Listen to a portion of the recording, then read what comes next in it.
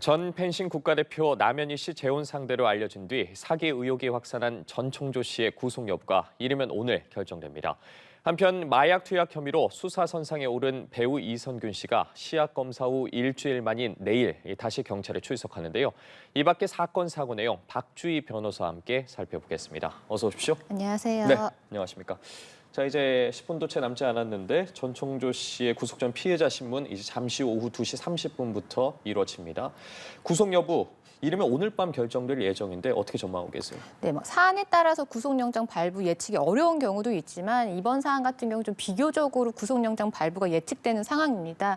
왜냐하면 지금 전 씨의 경우에는 구속영장 이 발부 사유를 모두 갖추고 있거든요. 형사소송법상 구속영장을 발부할 수 있는 사유는 주거가 불분명하거나 도주 우려가 있거나 증거인멸 우려가 있는 경우인데요. 전 씨의 경우에는 남현 씨와 함께 살던 잠실에 있는 주상복합에서 나온 상태고 김포에 있는 어머니 집에 있다가 이제 체포된 것으로 알려졌는데요. 달리 말하면 지금 명확한 주거지가 없다라는 것이기 때문에 주거 불분명 사유에도 해당이 되고요.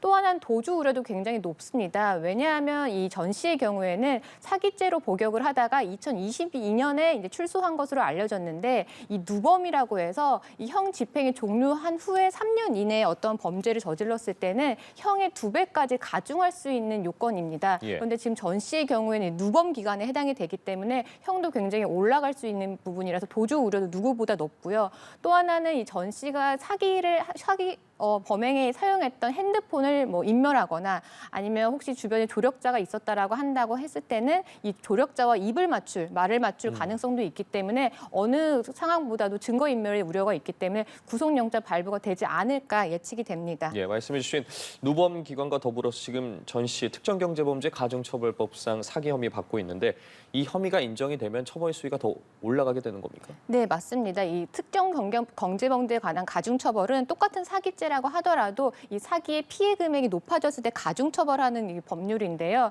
지금까지 나온 것으로는 이 전 씨의 피해액이 이 19억이지만 향후에 더 많은 피해자들이 나올 가능성도 배제할 수는 없습니다. 그런데 특정경제범죄 가중처벌법상 이 법정형이 어떻게 되어 있냐면 이 피해 금액이 5억부터 50억까지는 3년 이상의 유기징역이고요. 50억 이상인 경우에는 이 무기 또는 5년 이상의 징역인데 아까 말씀드린 것처럼 이 전 씨의 경우에는 누법 기간이기 때문에 이 형기에서 2배까지 가중될 수가 있기 때문에 그리고 더더욱 지금 전 씨의 자력이 어느 정도지는 확인되지는 않았지만 피해 변제가 이루어지지 않았다라고 하면 조금 더 이 무거운 형을 받을 수 있기 때문에 굉장한 중형이 선고되지 않을까 그렇게 예상이 됩니다. 예, 관련해서 남현희 씨 자신도 피해자라면 혐의를 적극적으로 부인하고 있는데 전총조 씨에게 받은 고가의 4억 원가량의 이제 외제차를 경찰에 압수 요청했다고 하는데 이 점 어떻게 보고 계세요?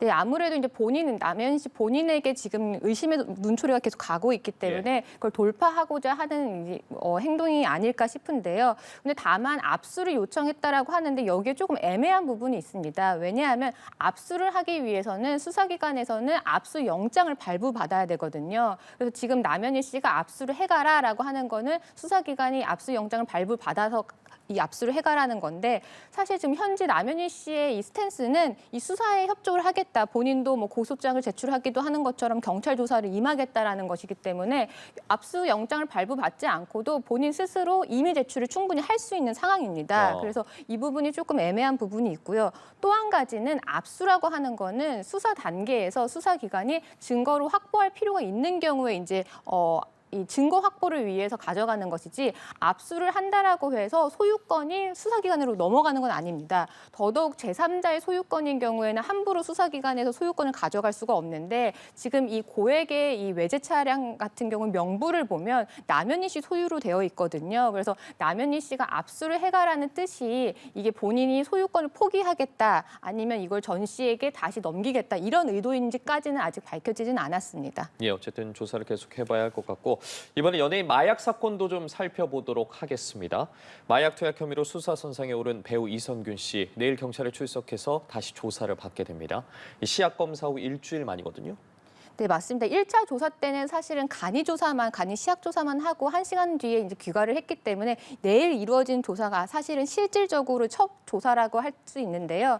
이 조사의 핵심은 결국에는 마약 투약 혐의를 이선균 씨가 본인이 인정을 하느냐, 이 이 부분이 관건일 예. 겁니다. 그런데 이제 간이 시약 검사에서는 음성이 나왔고요. 그리고 혈액과 모발 검사에 대한 정밀 검사 결과가 아직 안 나왔습니다. 그래서 이 부분을 가지고 아마 수사기관과 이선균 씨 사이에 나름의 이 신경전이 좀 벌어질 수도 있을 것 같은데요. 그래서 이선균 씨 측은 이 국가수의 정밀 검사의 결과가 나오기 전까지는 이 진술을 거부할 가능성도 배제는 할 수는 없을 것 같습니다. 예, 이번 조사에서 이선균 씨가 좀 입장을 밝힐지 귀추가 주목이 되고 있는데 이선균 씨가 이번 조사에서도 만약에 혐의를 전면 부인할 경우 경찰의 수사 방향 좀 달라지게 될까요? 어떻게 보고 계세요? 네, 맞습니다. 방금 말씀드린 것처럼 사실은 국가수의 정밀 수사 결과가 나오지 않았기 때문에 이선균 씨 입장에서는 진술을 거부할 수가 있습니다. 왜냐하면 통상의 이제 마약 수사는 어떻게 진행이 되냐면 다른 뭐 관련자들이나 다른 증거로서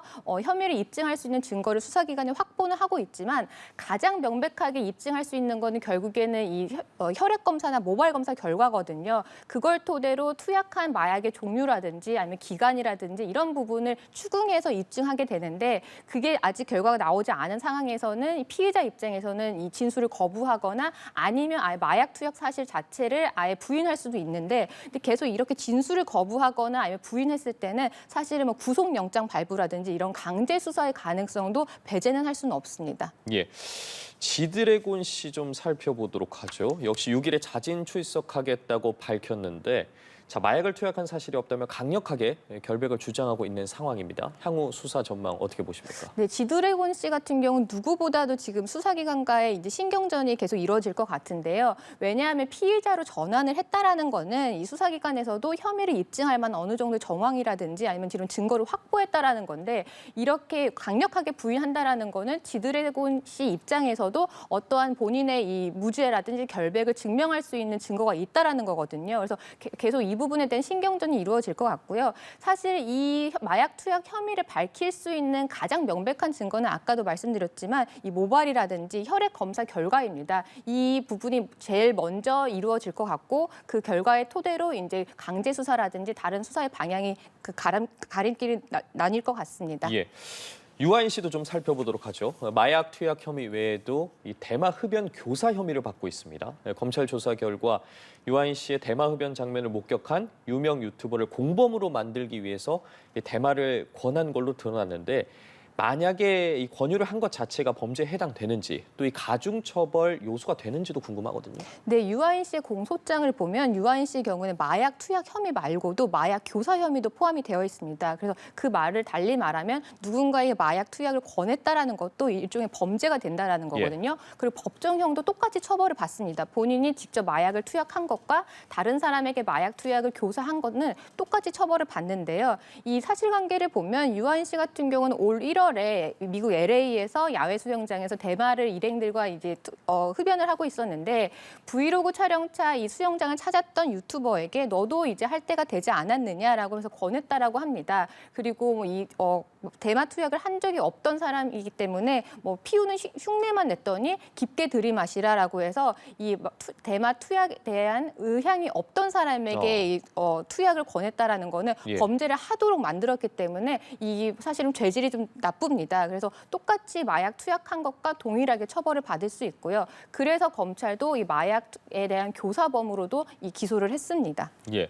그리고 또 이번 조사 결과 유아인 씨 9리터가 넘는 양의 이 프로포폴을 투약했다고 전해지고 있는데 상당한 양이거든요. 이렇게 많은 양을 도대체 어디서 구할 수 있었던 겁니까? 네, 이 유아인 씨 공소장을 보면 2020년 9월부터 올해까지 투약한 약물이 다 기재가 되어 있는데요. 말씀하신 것처럼 프로포폴 같은 경우는 9.6리터의 상당한 양을 투약한 것으로 알려졌습니다. 근데 이 유 씨는 이렇게 마약을 취득하기 위해서 타인 명의를 사용하는 방법을 사용을 했는데요. 지인에게 뭐 누나 주민번호를 알려주고 누나인 척해서 뭐 누나 행세를 해달라고 하거나 아니면 직접 의사에게 아버지에게 전달할 약이니 약을 처방해달라고 해서 약을 받아서 투약한 것으로 알려졌습니다.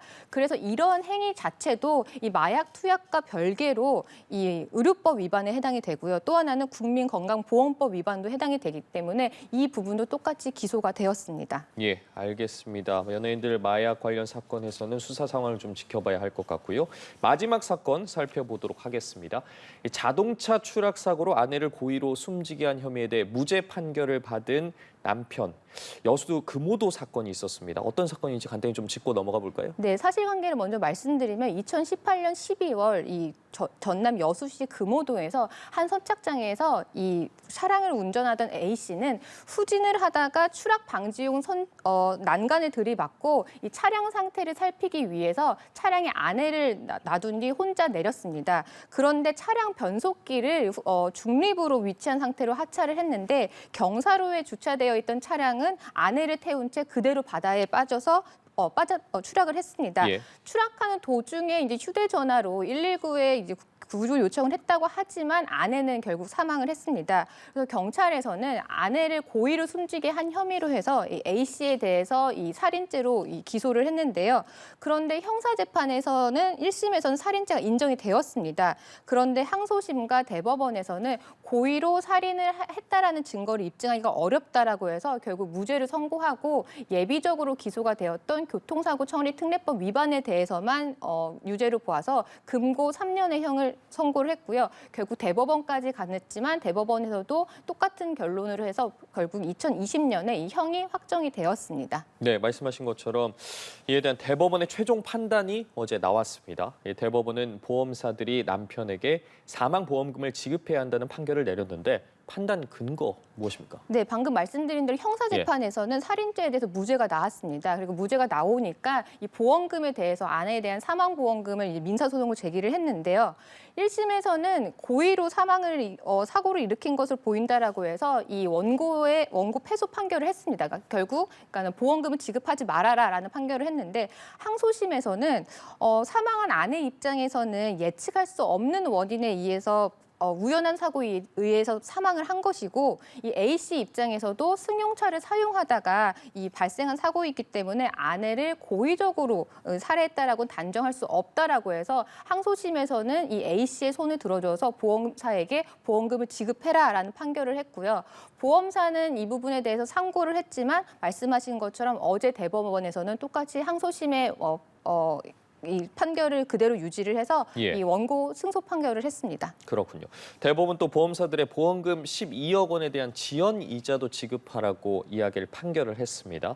그렇다면 어떤 시점을 기준으로 이 지연 이자를 지급해야 하냐에 대해서도 논쟁이 있을 것 같거든요. 네, 맞습니다. 이 항소심의 판결과 대법원의 판결이 지연 이자 부분에 있어서는 조금 달랐습니다. 왜냐하면 이 소송을 통해서 어떠한 금전을 청구를 할 때는 소송 촉진에 관한 특례법이라고 해서 소장을 피고에게 송달한 다음 날부터는 연 12%의 이자가 붙습니다. 그런데 항소심에서는 이 씨가 이제 소송을 제기해가지고 보험사들에게 소장이 이제 전달이 되었던 2020년 12월부터 연 12%의 이자를 지급하라 이렇게 판결을 했는데요.